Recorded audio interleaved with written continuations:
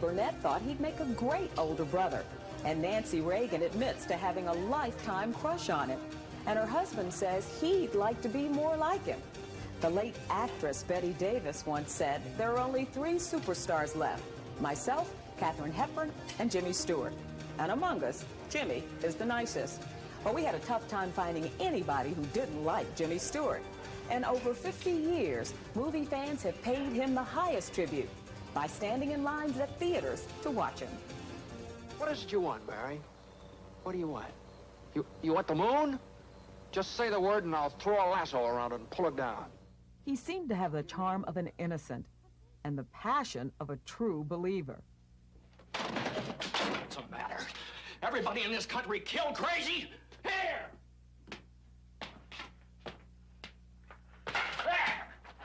There! Now! It's picked up! He made us believe he could tame the West with words instead of weapons. So we didn't laugh when he ordered milk. What do you have, Deadbeat? Milk? Yeah, I think I will. For 50 years, Jimmy Stewart has been everybody's all-American. A businessman with conscience, a politician with ethics, a ball player with guts, a reporter with integrity, and a hero with humility.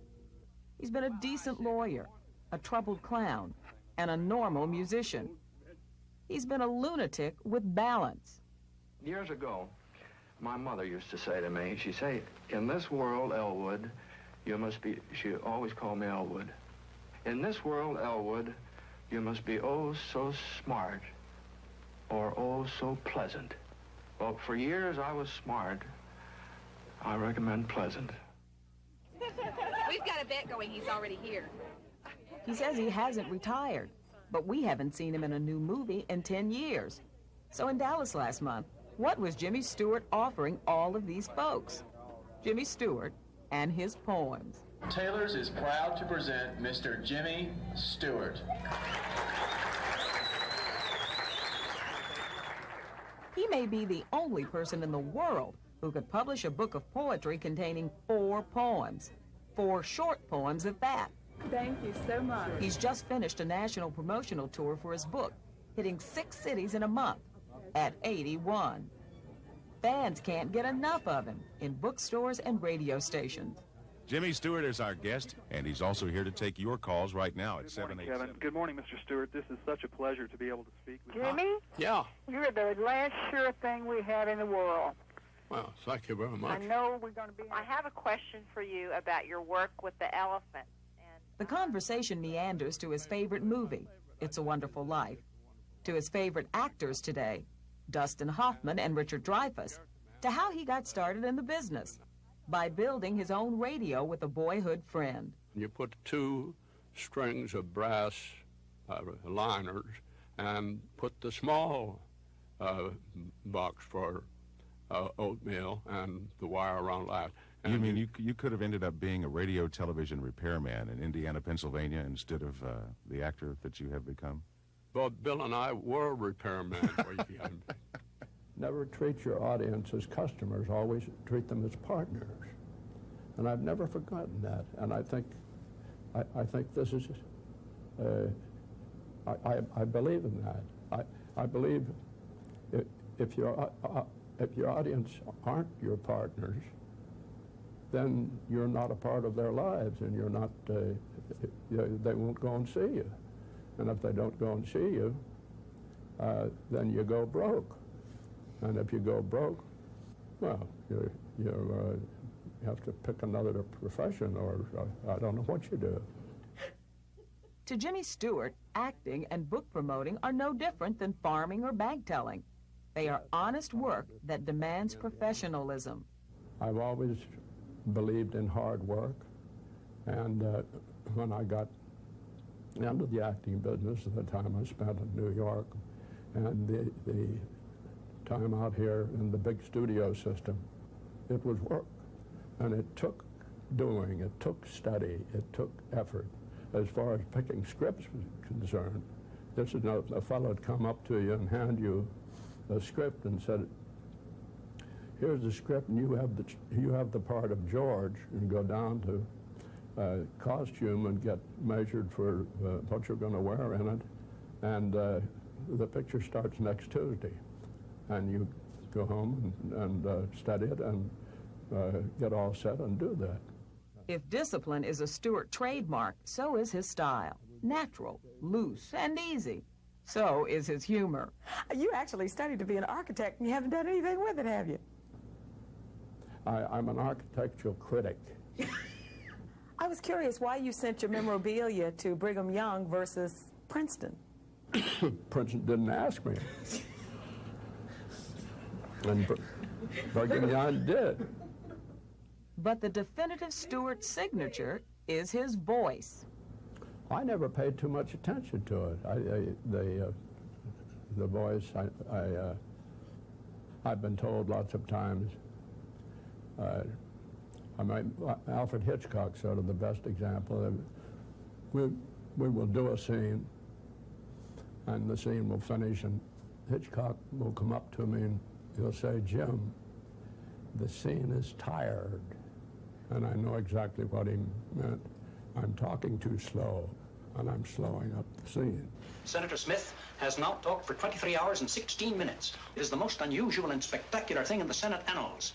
In Mr. Smith, I think I talked more than I've talked in my whole life. It's just the blood and bone and sinew of this democracy that some great men handed down to the human race, that's all. But of course... He rehearsed the famous filibuster scene for 5 days. Even then, his director wasn't satisfied. Frank Capra came up to me and he said, you aren't convincing me that your voice is going. You're just doing this, and anybody can do this. That's not a... And this worried me because we had a couple more days. It worried me, and on the way home, I stopped at a doctor, and he was still there, fortunately. And I said, "Doctor, could you give me a sore throat?" And he just looked at me, and he said, "Well, I've heard about you Hollywood people, but you take the cake. It's taken me 35, 40 years to learn how to cure people from sore throat or get rid of a sore throat. You come in here and you want me to give you a sore throat? I'll give you the sorest throat you've ever had in your life." So he dropped a few drops of bichloride of mercury, not on my vocal cord, but just down. And he said, "Now, what about the throat?" I couldn't talk at all. And he was so fascinated by this, he spent the whole next day on the set. And every once in a while I'd come in and I'd say, "Doctor, but my throat's getting better." I guess this is just another lost cause, Mr. Payne. All you people don't know about lost causes. Mr. Payne does. I understand you used to suffer from stage fright. Do you still? I've always had stage fright. That's why Henry Fonda, my very good friend, I'd get so mad at him. Stewart and Henry Fonda became friends when both were young stage actors in New York. Before he'd go on the stage, he'd have an enormous steak dinner, and after he'd finished the show, he'd go and have another steak dinner. And I couldn't eat all day.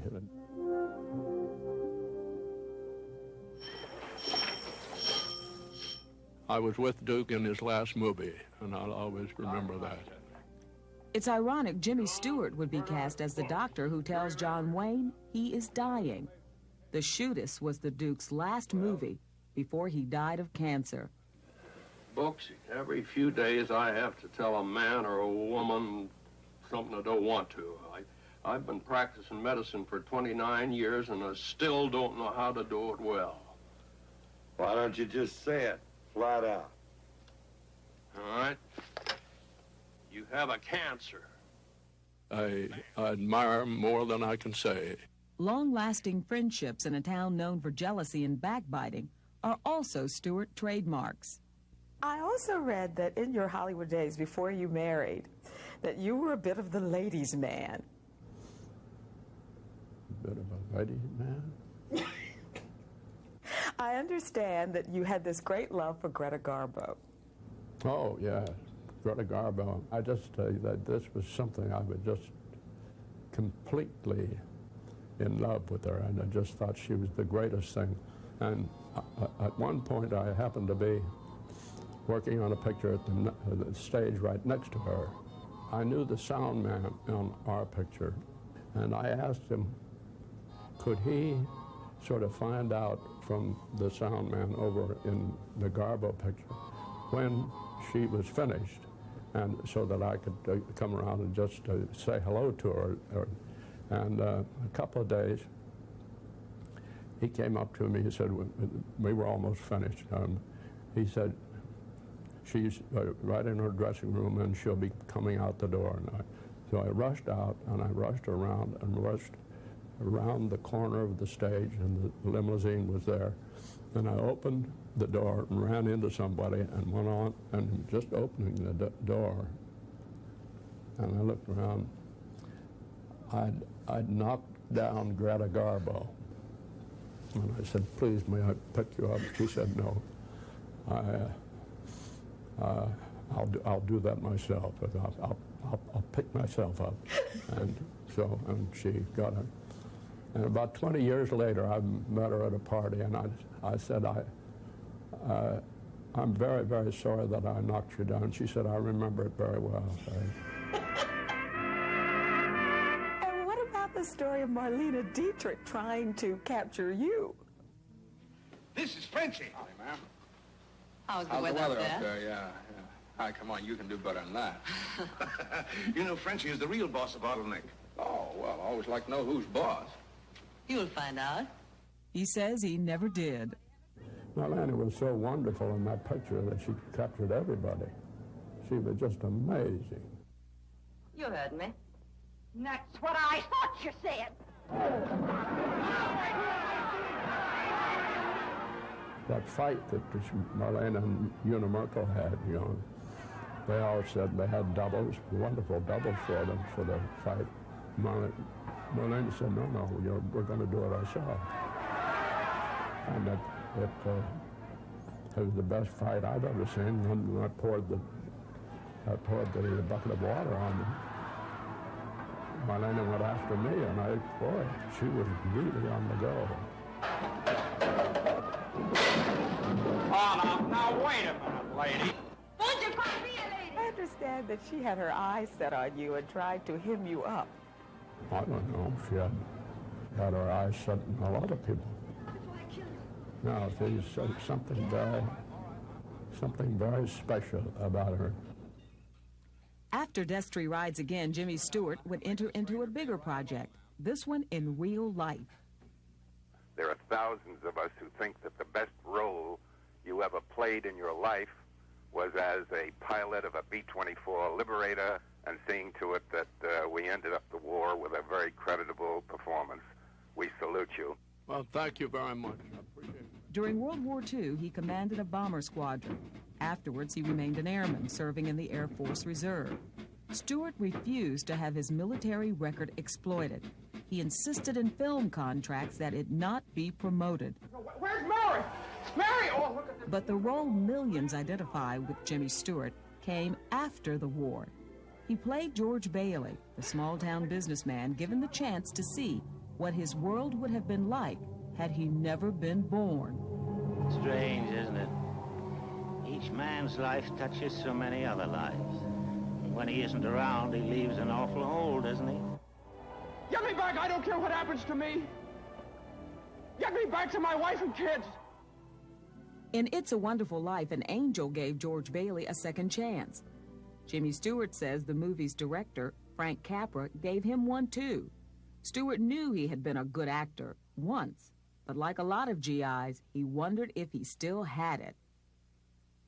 It's the first picture that I did after returning from the war, and it was, I don't know. I sort of said, do you forget how to act, or do I? And Frank was a little worried about it.